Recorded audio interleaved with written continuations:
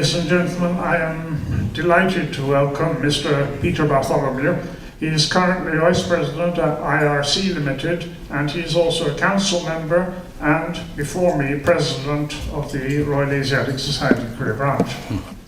Briefly, I would like to introduce him. He was born and educated in New York, and in 1967 he arrived in Korea as a member of the Peace Corps. From 68 until 72, he resided in Gangneung on the east coast in the Songgyeoddang estate, which is Korea's largest and best preserved great house of the Joseon period. And during that time, he first engaged intensively in learning about Korean traditional architecture and culture, receiving guidance from elderly upper-class Koreans who had been born in the late Joseon period. And then he went on living in Korea. From 1973 until 82, he was director of the Medium Group of Companies, and then since 1982, he has been vice president of IRC Limited. And this company is engaged in organizing the construction on behalf of international owners of commercial trading vessels and especially multidisciplinary steel structures for the offshore oil and gas industries.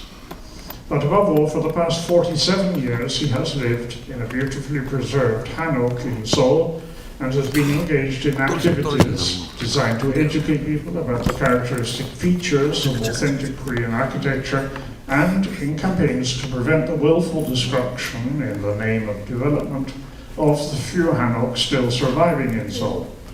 And in the course of this campaign, especially, he has given countless interviews to the press and media in Korea. For his efforts on behalf of Hanok preservation, he was made an honorary citizen of Seoul in 2010, and he received the Sejong Award for cultural contributions from the Ministry of Culture, Sports and Tourism in 2012. He is currently a member of the Presidential Committee for Cultural Enrichment. It should be clear by now that Mr. Bartholomew is supremely qualified to talk to us about traditional Korean buildings. So I would like you to welcome Mr. Bartholomew with a warm round of applause.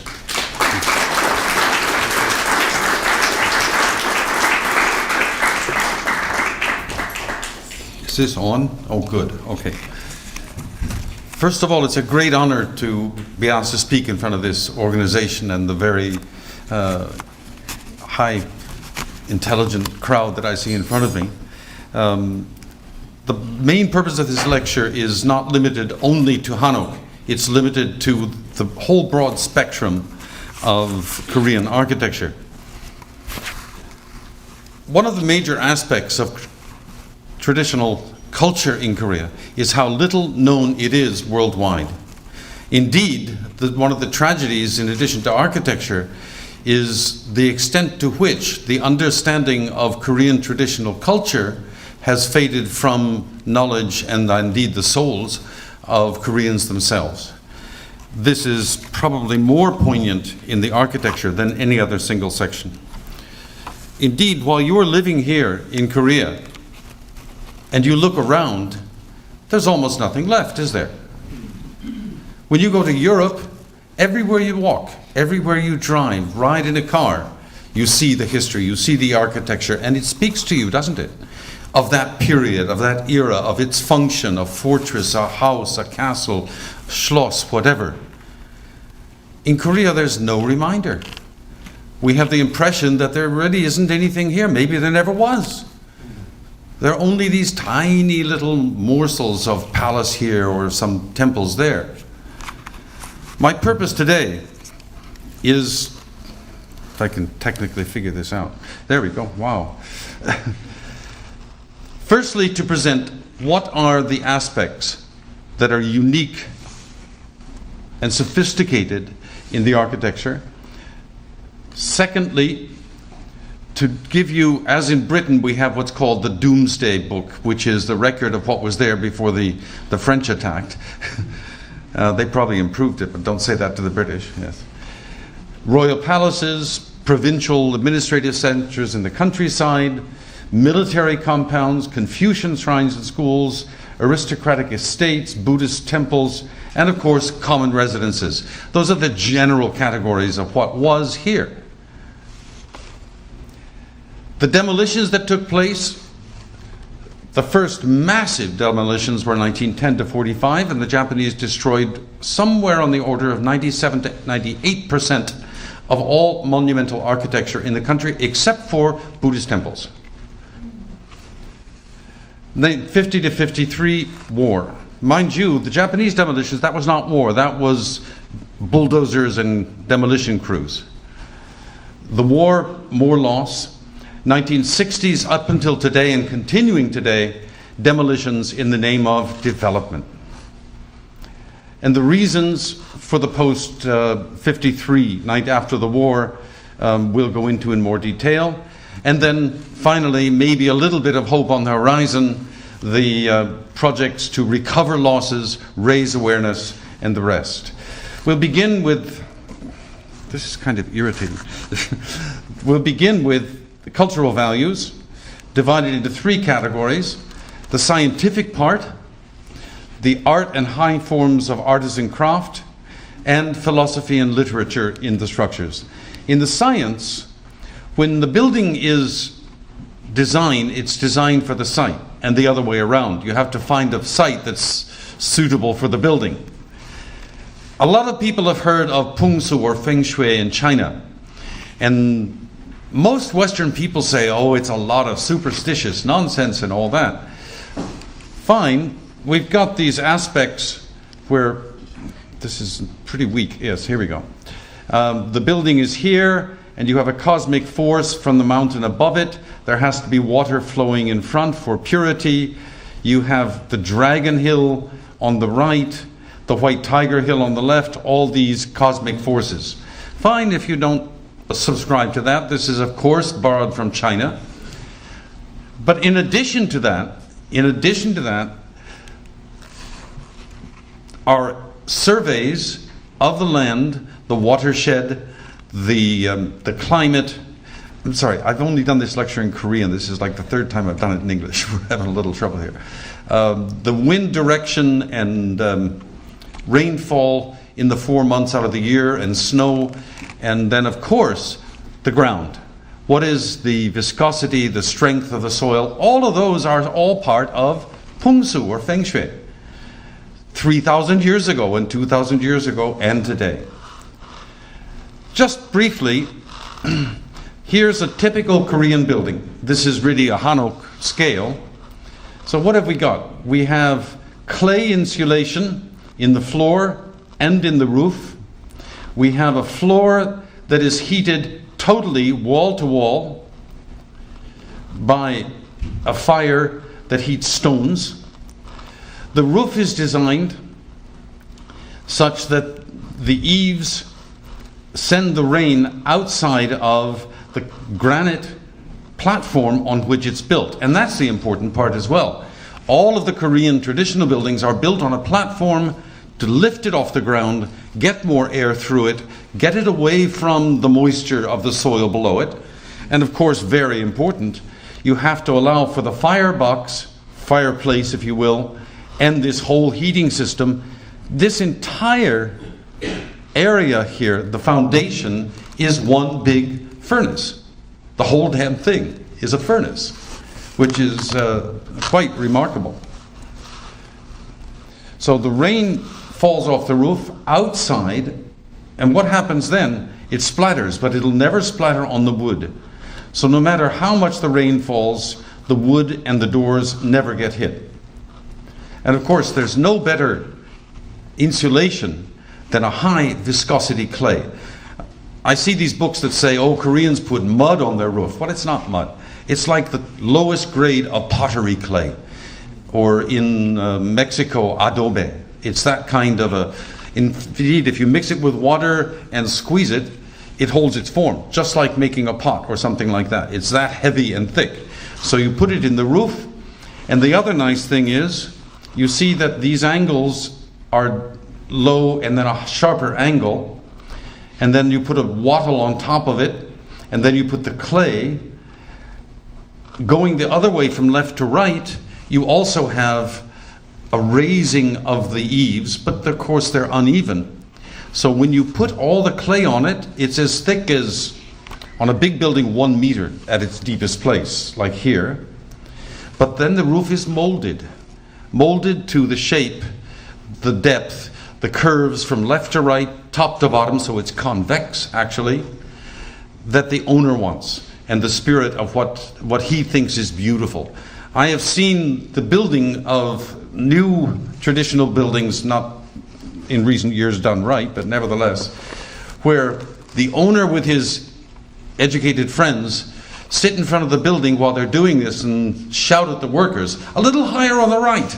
And his friend says, "No, you ignoramus. No. It's much less aesthetic if you do that." Now, if you lower it, and they just argue and argue over this, and sometimes they actually take it all off and start all over again until they get the aesthetics absolutely perfect. We'll go into that a little more later. Sunlight. The length and angle of the eaves is such that in summer it's cool, i.e. it's sharp angle down, so very little sun comes in, and in the winter maximum sun comes in. Most importantly, and nobody believes it until you go to a traditional house when it's pouring rain with a heavy wind, and you'll be shocked. Rain never hits the walls of the house. It's amazing. Where rain might hit it, they would put a stone wall, but that would only be outside.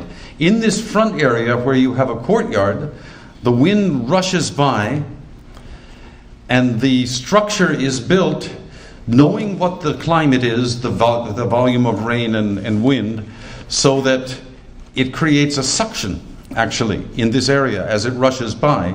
No rain ever hits these doors. No wind ever hits the doors.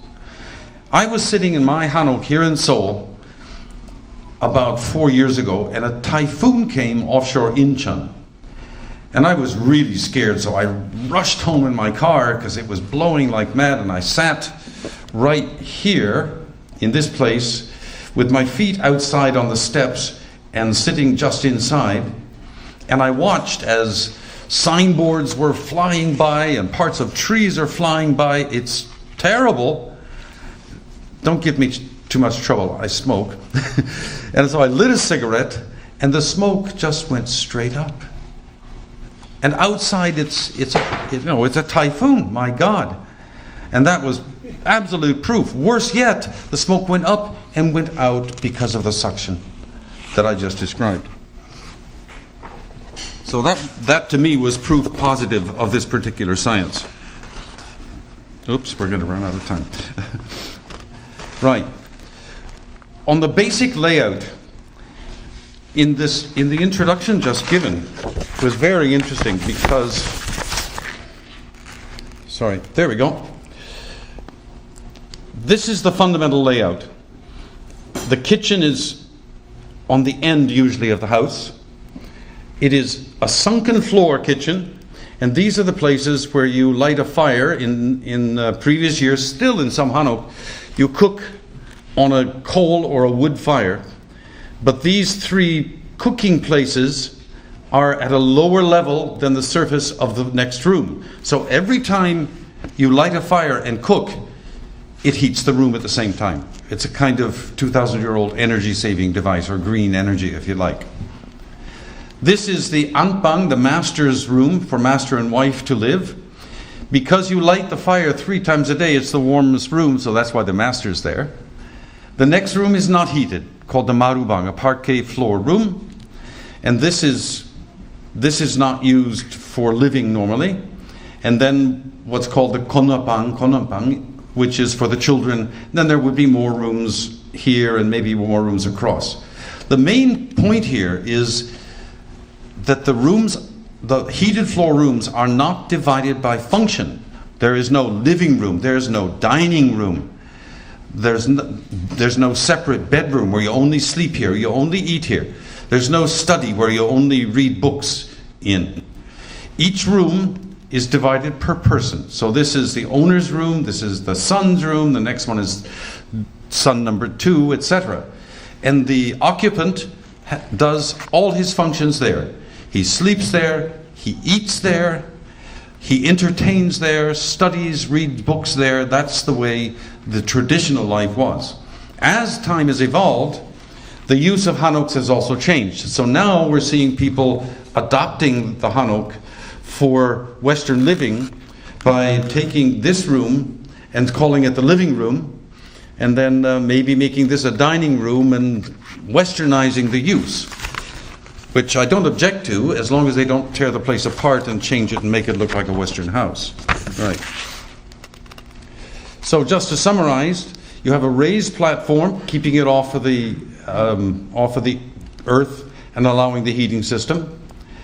The building design, position, and layout is driven by the site and climate, purpose of building, and aesthetics.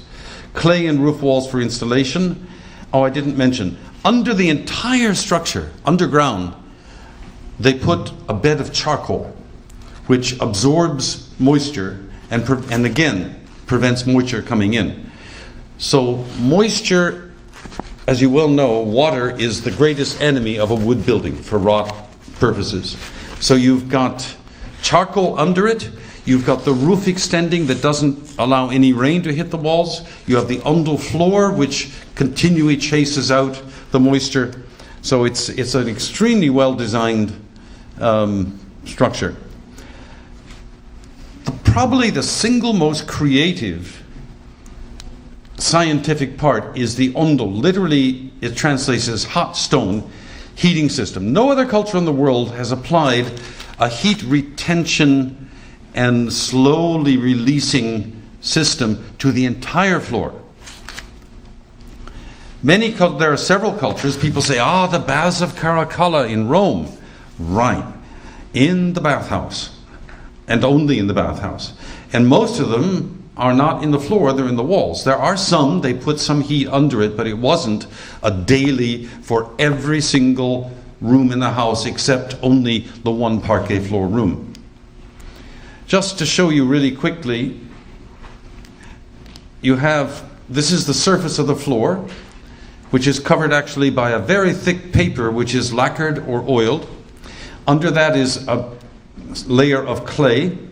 Under that are very thick, very broad stones. Under that are these flues, which are shaped like this. There are maybe 5 or 6 of these flues, and this is where you light the fire. The fire comes in and heats this huge mass of stone and clay. But look how it's designed. First it comes in and it's very broad because the fire is the hottest here. And that's to make sure that there's, and even a double stone, so that it's not too hot. The purpose being to have even heat, not hot in one place and cold in the other. And it works. They've had about 2,500 years to develop it, and they've got it down right now. And so it goes up at a different speed. If you look here, you have the fire coming and it vectors and drops soot, vectors again, and again is slow down to allow the heat to go, and then crunches up to speed it up, and then out the flue. If you climb up on the roof and feel the smoke, it's cold smoke. Virtually 100% of all the heat is absorbed into the floor. If you light 5 small pieces of wood, maybe this big around, it holds the heat with no additional fire. You just fire it once a day for 25, 30 hours. So it's an incredibly efficient form of heating. Just really quick, it's well developed for different architecture. So you have the fireplace here, here, here, here, here. And it depends where you can put the fireplace, where you can put the chimney. So they developed all these sophisticated flow patterns to permit different architectural changes because of the building's placements. Weird, yeah?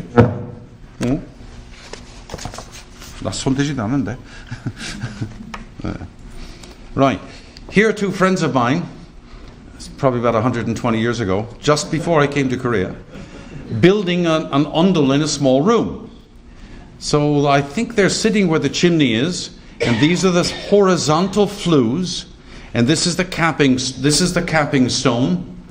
So the fire comes in, heats all this mass, which is clay and just round stones, heats this, and then there's more clay on top of it, and goes out the chimney. And it's all this mass that absorbs the heat. In a monumental building, like a palace, this central portion here is wooden floor, and these are heated floor. But the fire goes through the entire building very deep, with incredible absorption of heat, huge mass. Sometimes there are 2 or even 3 fireplaces to heat the major palace thing. I mean, the worst thing is a cold king.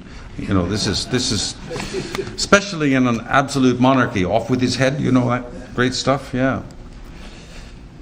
This has been going on well over 2,000 years. This is just one example that I found for this lecture. This is Pare Kingdom, so it was sometime 698 to 982 AD, remains of floor system. They have found these going back to about 150 BC in different forms. Aesthetics in design in traditional architecture. Everyone talks about balance and harmony, and it's true, but it's in different forms. There's balance and harmony between each of the buildings. Let me just stop here. When you talk about monumental architecture, like a palace, a Buddhist temple, a monastery complex, maybe a provincial administrative center, aristocratic home in Europe, you would have traditional architecture, a big monumental building, the north wing, the south wing, first floor, second floor, third floor.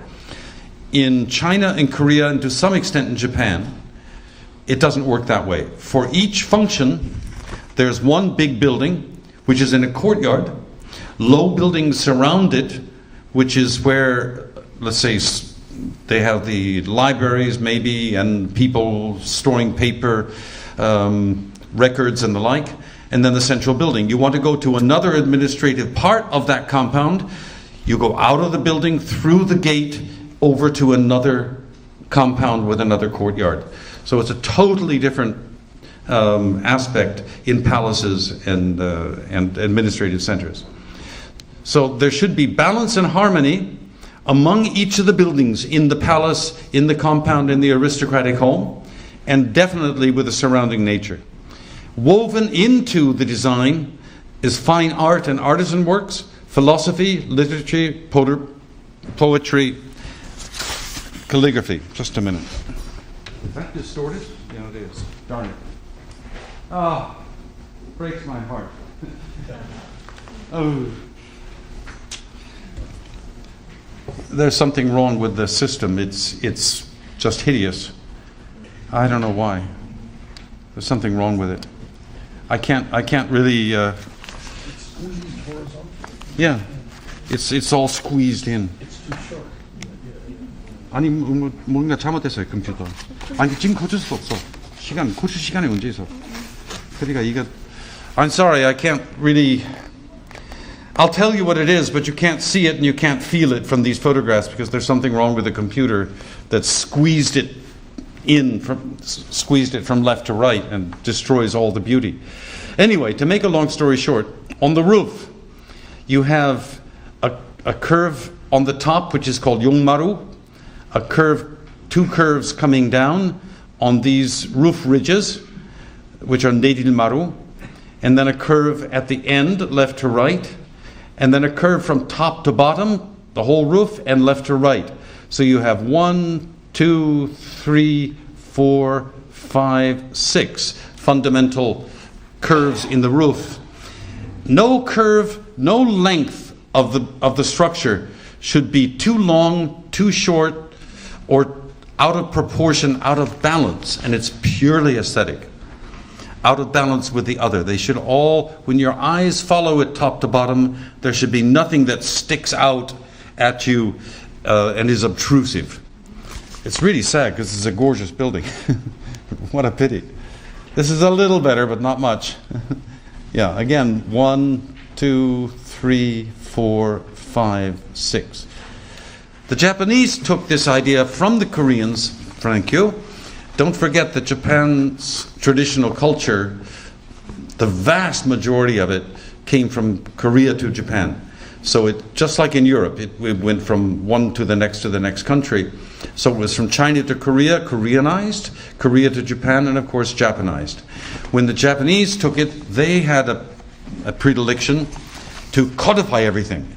This angle compared with that should be 3 to 2 to 1.5, and everything followed that stricture. But the design is very different. So in both of these buildings, you have the roof, which is already dynamically harmonic. Below, the distance from the ground to the top of the platform to the first wood, the height of the pillar, the width between each of the bays. Each one of these wooden proportions, same thing.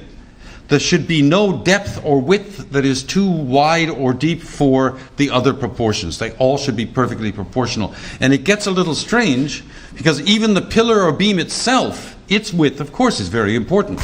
If this pillar were 2/3 its size, it would look too skinny. If it were 1/3 bigger, it would look too fat aesthetically. Even though architecturally it doesn't need to be that big, it is for the aesthetics of what's around it. By the way, that I won't do that. It's too much detail. I got a problem with that. Interior design. There are poetry and literature and philosophy quotations throughout the building on placards. That already is an art form and a literature art form. They're executed with beautiful calligraphy. Calligraphy is another art form. The wood finishing, totally different concept from Europe or even from China. It's a very discreet, understated, very soft approach. Very understated refinement, soothing and peaceful rather than look at how rich I am approach of a lot of the princes in Europe as well as I say in China. I'm not saying anybody's good, better, best. I just find it fun, the differences from one to the other. Art is everywhere in these buildings, on scrolls, doors, screens, frame panels. Here's a good example. This is the wooden floored room. This is the outside with a little porch. You can see the rafters.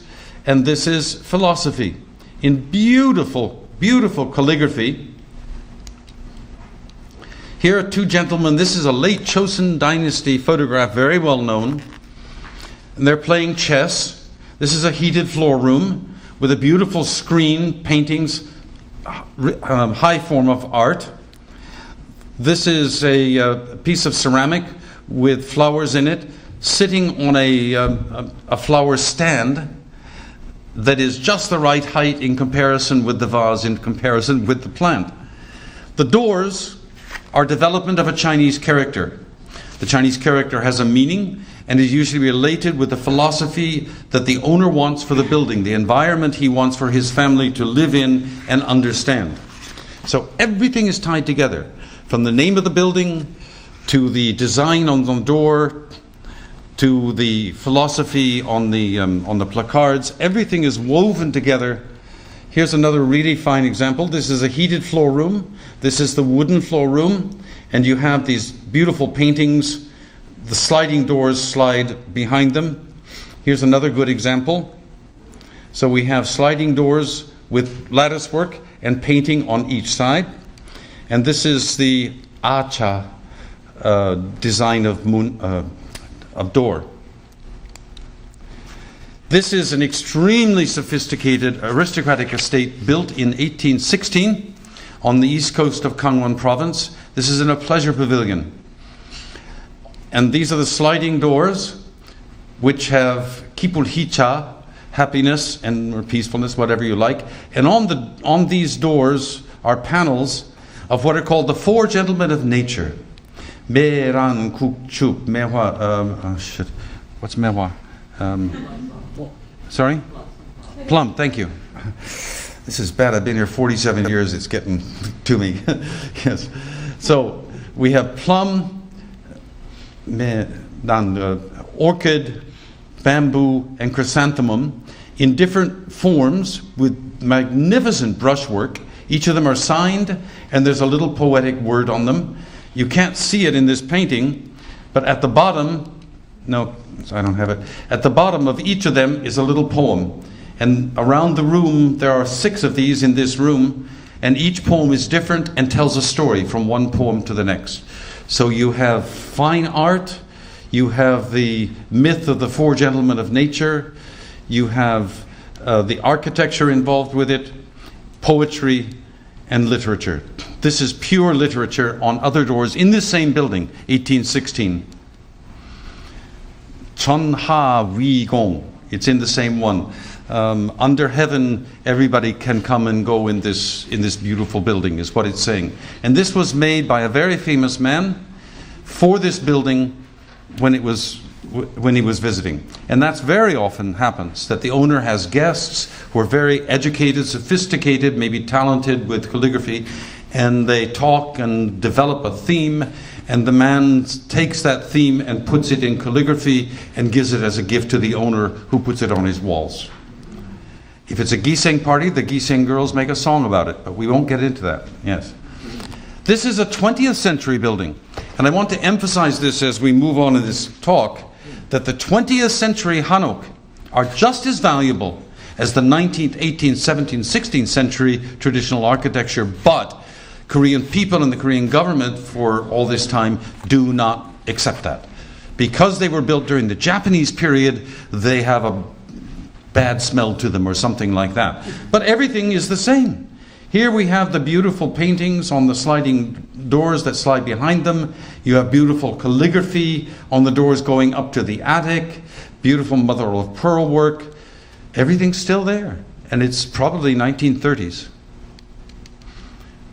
Here's another house with beautiful sliding doors and the door panels. This is my house. Sorry. I just couldn't find a photograph, so I photographed.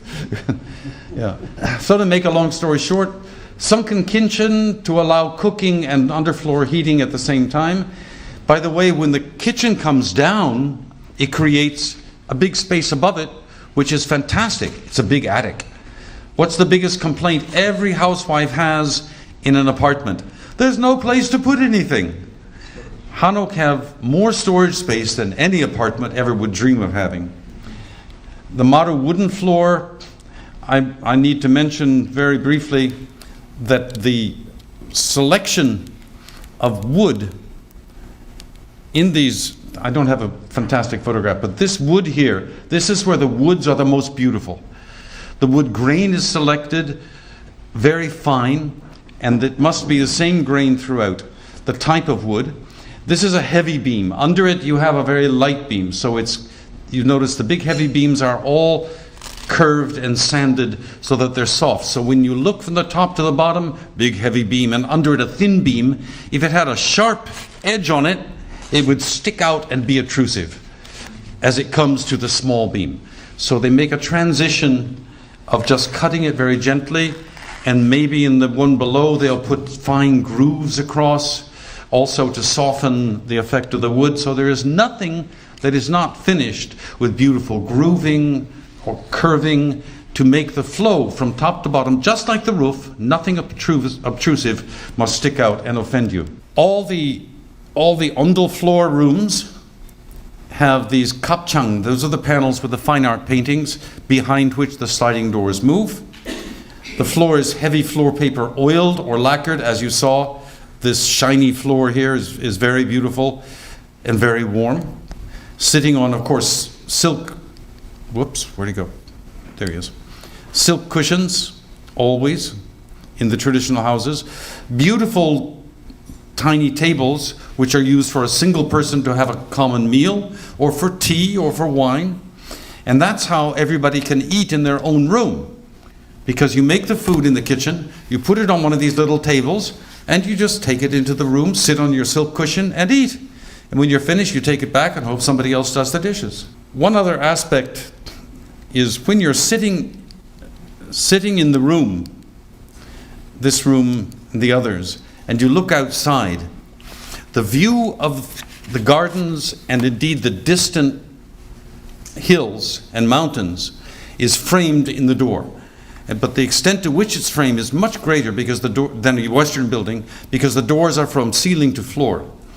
And that view must be also your house and the interior decorating must be in reasonable harmony in design, selection of paintings, even selection of the poetry and philosophy with what is outside.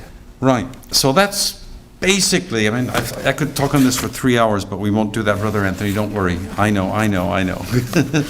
Oh, he's scary, this guy here, yes. Right. Anyway, just very quick here, I'm going to review what was here. This is the Doomsday. The major government compounds. So we have royal palaces in 5 different categories. I can't see for beans. Unfortunately, I can't take the microphone with me either. Here we go. Okay. So we have the palaces in 5 different categories in Seoul. There were 5 palaces with throne halls. Those are called the legal palace. The biggest one is called the legal palace, and all others are all called secondary throne palace, Igung. And then there are what you call detached palaces with no throne, and those are for what I call the loser prince, the one who doesn't get to be king. And Daddy the king says, don't take it so hard, I'll give you a nice little palace over on the side. It's much like a stately home more than a big palace. Education, you have Confucian School, the famous one in Seoul. And then again, outside, there are all these other school compounds that have been there for hundreds of years. Indeed, Korea is one of the first countries in Asia to have a nationwide school system. Totally ignored and forgotten are the military fortresses protecting Seoul, and indeed, military compounds throughout the country. What the purpose of this was, a Chosun dynasty, this is 1392 until 1910, planning for military defense was mountain military bases, fortresses, which covered a huge area and subsidiary other lower mountain bases under them. That was the basic defensive philosophy. So there were way over 200 of these military bases nationwide as of 1910 when the Japanese took over, and each one had 20 to 80 buildings in them. There probably aren't more than 20 buildings remaining of all of those. So here we have Popgung. This is where the king lived, Gyeongbok Palace. It had about 350 buildings in 1910. By 1945, when the Japanese finished their demolitions, there were between 12 and 18, depending if you count the pavilions on top of the walls.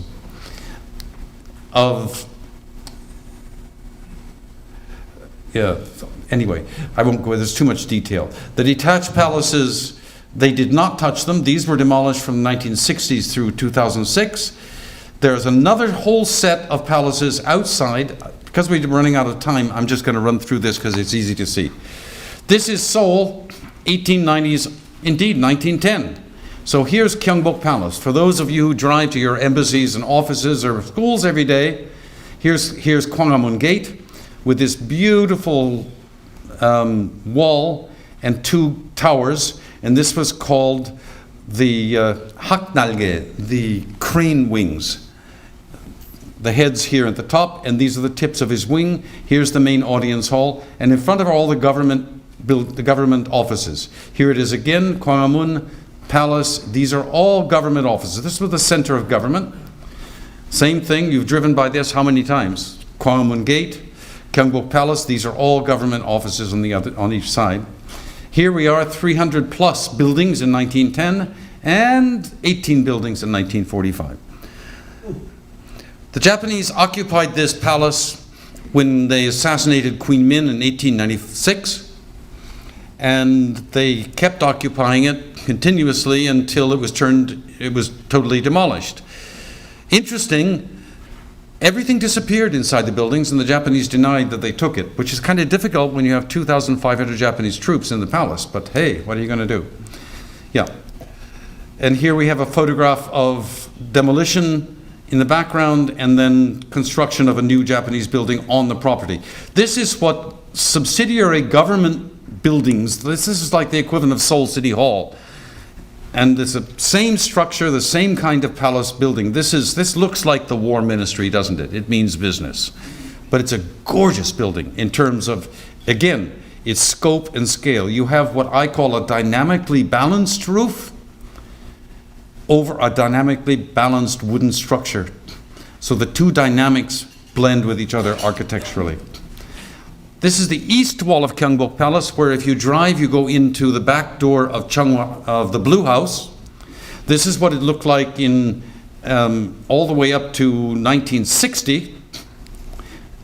Whoops, sorry. It had a stream. This was originally designed and laid out in 1390s. Beautiful stone bridges over it. The stream was totally paved. And in 1967,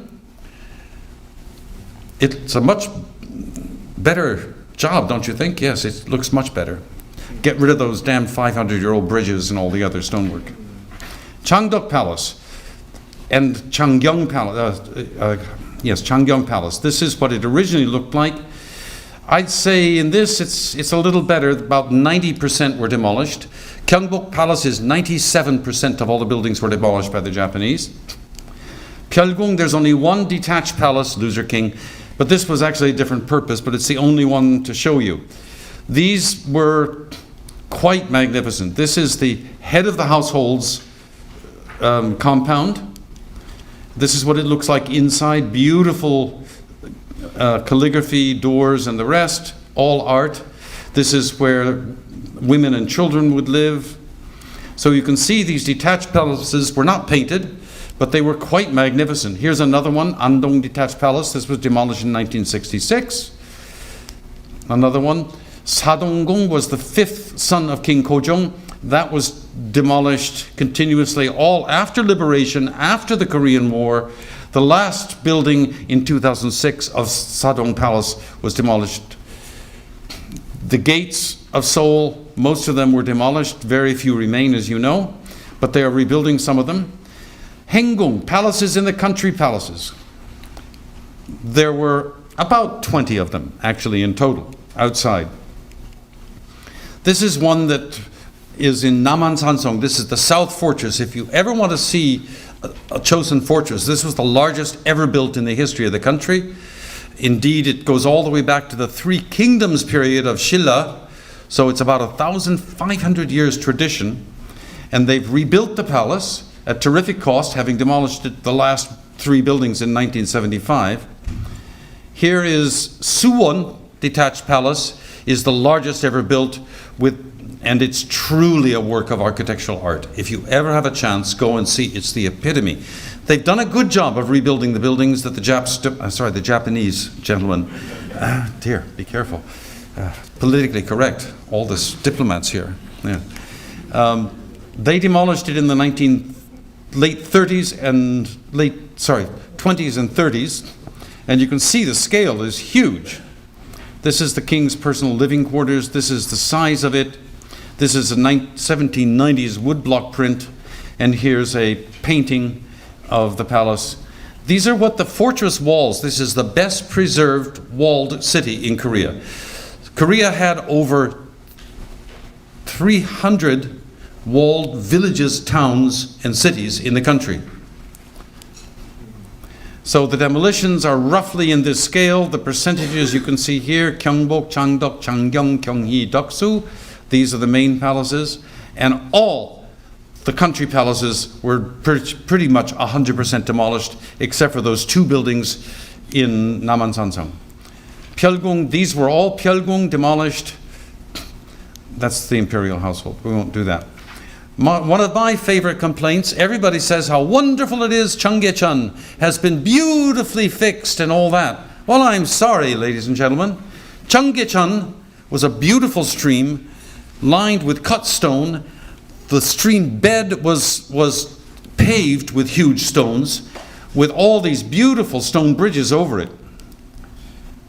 One stone bridge, here's what's called Supyeokyo, which means the watermark bridge.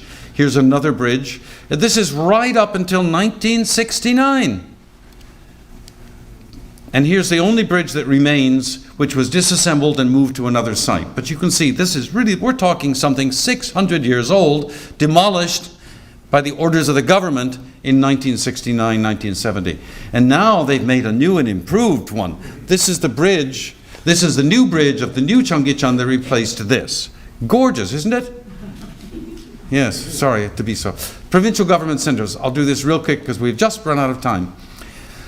This is what you'd expect. It's a provincial center, county, village, town, whatever, government center. This is actually in North Korea, but I'm showing you because it's humongous. There are over 100 buildings in this central area, and then you have the town walls around it. But these were magnificent. This is one building, pleasure pavilion remaining from this compound. You can see it is a palace. The Japanese demolished 99.99999% and the walls. Over 250. This is a magnificent work of art, architectural art. This is just to show you what it was like if you went into the thing in about 1920. This is one in Jeju that's been restored. This is in Hamhung, North Korea. This is the only interior I've ever found that is in color. Military compounds, Namansansong, magnificent walls. In most of them, they're in bad shape and falling apart, but they're trying to restore some of it as we speak. There's almost nothing left. There are 2 buildings left of the naval military compounds. So we have here, what I'm talking about is a body of architecture that is equivalent to a European country, nationwide, of magnificent traditional architecture with the aspects, scientific, aesthetic, and philosophical that I've spoken about, that was totally eviscerated from 1910 to 1945 purposefully, and tragically the memory of which is gone because there's nothing left to see. People do not understand what was here to know what's missing, to know what they should restore. It's only just beginning, which is very hopeful. There is regional pride is now spearheading archaeological excavation to rebuild. So we're seeing some of it. Even hidden libraries were demolished. This is the last aristocratic estate, the equivalent of a chateau or schloss. And this was enormous. And this is what it looks like today. It's the only one that has survived totally intact. It's in Gangneung, east coast of Korea. If you ever have a chance, go and see it. I lived here for 5 years. This is a long time ago. Yeah. And here's a gorgeous, I actually lived in this building, and you're going to say, oh, that must have been tough. It was. The first 3.5 years, we didn't have electricity because the electricity used to come from a power station just over the border in North Korea. So that's what happened. And of course I had to crawl on my hands and knees and light a fire every day in the damned firebox to keep myself from freezing to death. But aesthetically made up for all the creature comforts. I mean, it floats on a sea of lotus. I mean, this is the quintessence of the highest level of Korean architectural and landscape art form. I won't do this is too much. Hanok in Seoul, we just spoke about it. We all know about Pukchon. Pukchon, the wonderful Hanok preservation area. But actually, they destroyed the original building and built a gooder one. Here we go. Look at the old stonework. They tore down the original building and built something. Usually the layout, everything, the architecture has nothing to do with the original. Sometimes they rip everything out, leaving only the bones of the poor old man, and then build something totally different inside it. Here are some of the remaining. There are probably about 3,500 is all that remain in Seoul of Hanok. Unfortunately, as was mentioned, Korean people generally say Hanok are uncomfortable, cold, dirty, expensive, everything's bad. The only solution is rip it down and build a nice, new, comfortable concrete building. The European concept is, in my opinion, worldwide the best in terms of preservation. You preserve everything that is original in the building. Every doorknob, every little fitting, every window.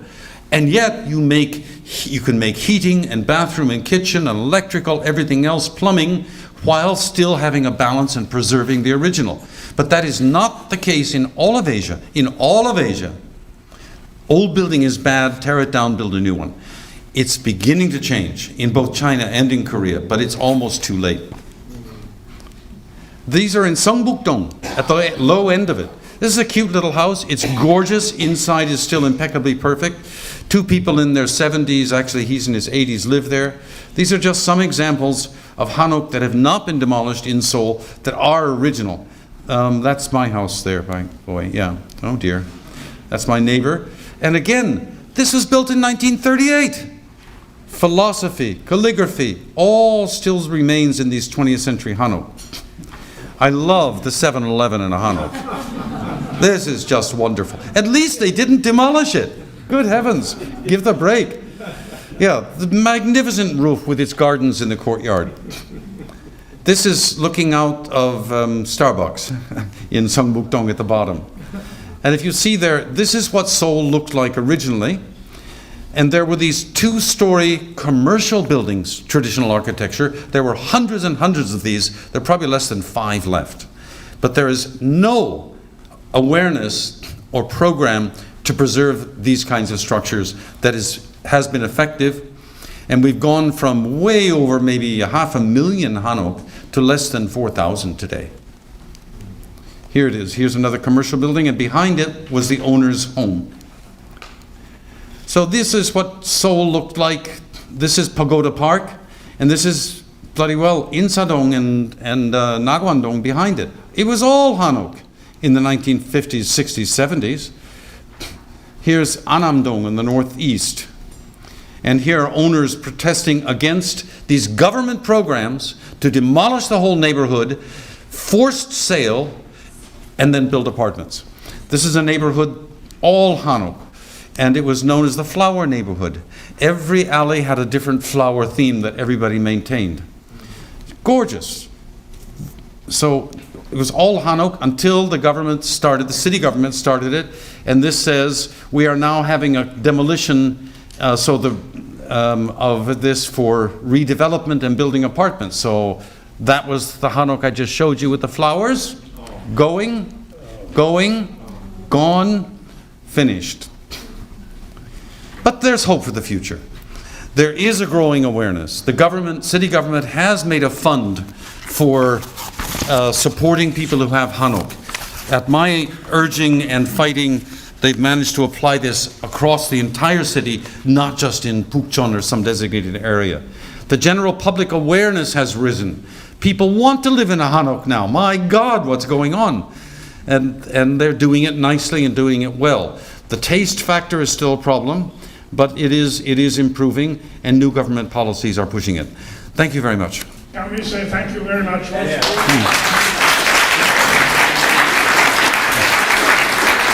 Thank you very much for coming. You will find in your pamphlet, there's a question there.